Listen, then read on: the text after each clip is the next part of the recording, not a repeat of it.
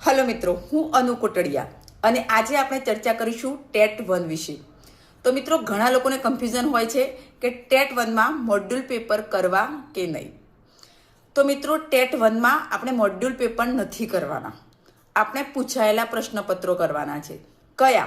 તો TET 1, TET 2, ટાટમાં જે section A માં પૂછાઈ ગયા છે એ આપણે કરવાના છે। શૈક્ષણિક મૂલ્યાંકન પદ્ધતિ છે, મનોવિજ્ઞાન છે, આ ક્વેશ્ચનો આપણે ખાસ કરી લેવાના છે કે મેક્સિમમ એ રિપીટ થતા હોય છે। બીજું, મોડ્યુલ પેપર ક્યારે કરવા? તો મિત્રો મોડ્યુલ પેપર ત્યારે જ કરાય કે જ્યારે તમારે આખો સિલેબસ તૈયાર થઈ ગયો હોય। જો તમારો આખો સિલેબસ બાકી છે અને તમે ડેલી બેઝમાં મોડ્યુલ પેપર કરો છો તો એ તમને ફાયદો નહીં, નુકસાન આપશે। તમારો ફાયદો એ જ છે કે પૂછાયેલા પ્રશ્નપત્રો કરશો તો જનરલી એવું થાય છે કે 20% રિપીટ થઈ જતા હોય છે। આ મારો પર્સનલ અનુભવ રહ્યો છે, એટલે હું બધાને એ સજેસ્ટ કરીશ કે ભાઈ મોડ્યુલ પેપર ના કરો, પૂછાયેલા પ્રશ્નપત્રો જ કરજો, એ તમને 120% ફાયદો આપશે। Thank you.